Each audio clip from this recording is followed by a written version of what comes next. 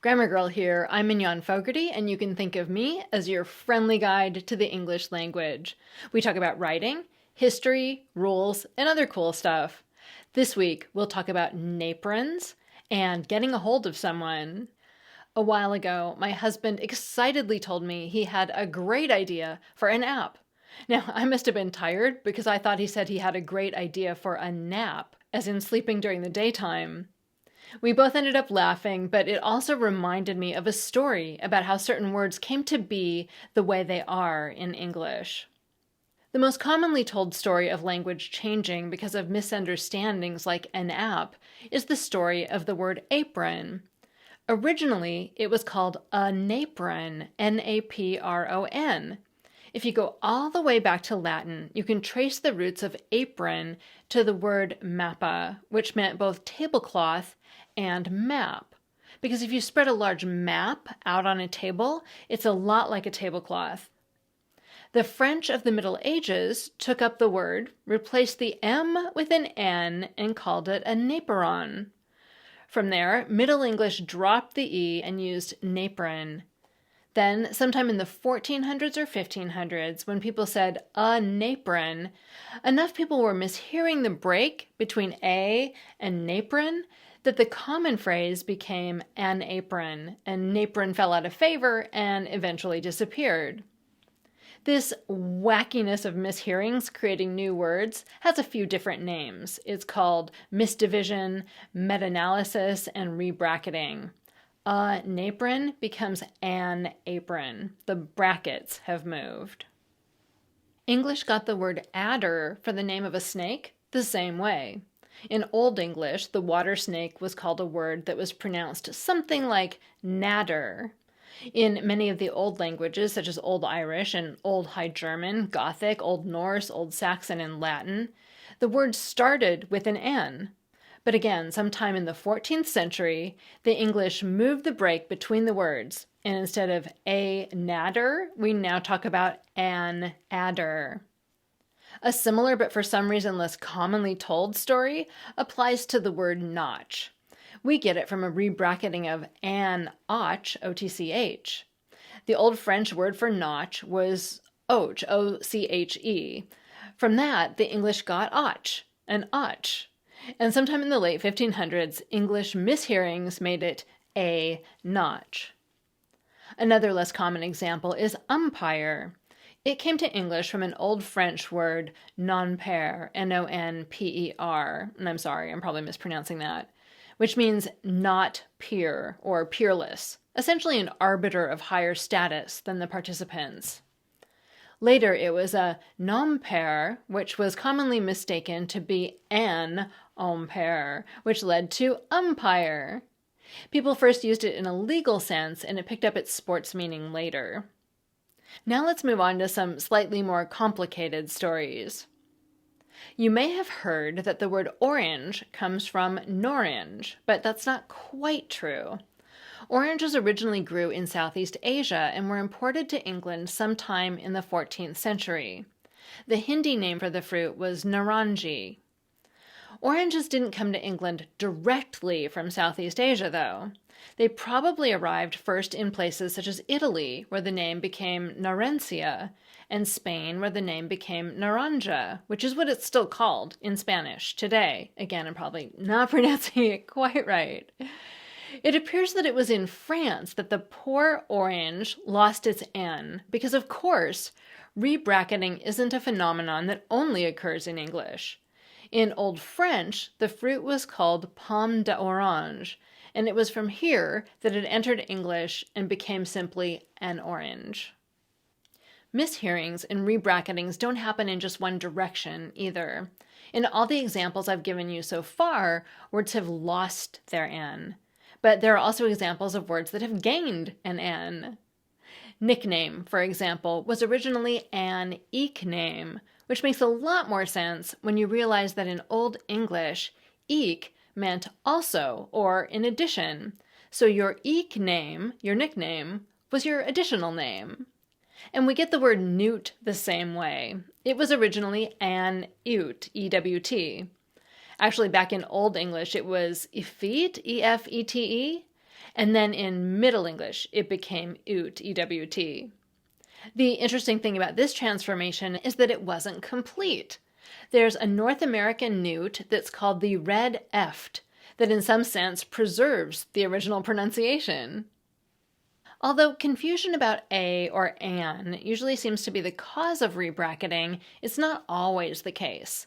It's believed that we get the names Nan, Ned, and Nell from mistaking mine Anne, mine Ed, and mine Ellen for my Nan, my Ned, and my Nell. In 17th century France, an omelette was called la lamelle, which people who study word histories believe was mistakenly transformed to la amelle. From there, it was shortened to a lamelle and a limette, and eventually became omelette. We get the word alligator not by moving the break between words, but by eliminating it altogether, sometimes called juncture loss. In 13th century Spanish, what we now call an alligator was el lagarto, the lizard. It became alligator when people ignored the break between the two words and blended it into one. El lagarto blends and slurs into alligator. An important point to remember when thinking about these changes is that when many of them happened in the Middle Ages, most people didn't read. Instead of seeing the words written on the page, they only heard words spoken. People couldn't see how the words were supposed to be divided, which made it much easier for mishearings to propagate. Today, some people mistakenly think prima donna is spelled pre-Madonna, as in the time before the singer Madonna was famous. But a mistake like this is much less likely to make it into standard English than it would have been hundreds of years ago. And I have a bunch more examples that are either less common words or words that some people think may be formed this way, but it hasn't been completely proven, and I'll put those in my email newsletter this week. So be sure you're subscribed so you get them. You can do that at quickanddirtytips.com, and I'll put a link in the show notes. Rodrigo Sousa asked a question on YouTube that turned out to be more interesting than it initially appeared. He wrote, quote, "In the expression to get a hold of someone, which is the correct form? Is it a hold 2 words or a hold 1 word? I've Googled this numerous times, but to no avail." Unquote. Well, a hold as 1 word doesn't show up in the Oxford English Dictionary in that use until 1872, and the dictionary calls it regional, colloquial, and non-standard. Multiple reference books say a hold is mostly only used in American English, in phrases like, "I couldn't get a hold of him," and "catch a hold of the rope." And as an American, that's how I would think of saying it. Some dictionaries also call it dialectical, and Merriam-Webster's Dictionary of English Usage, published in 1994, says it's gaining acceptance, but still most often shows up in transcriptions of people talking. All the reference books I checked say it's usually written as 1 word, a hold. But like many informal or dialectical words, it's not really standardized either, which is probably why you can't find a definitive answer by doing a Google search.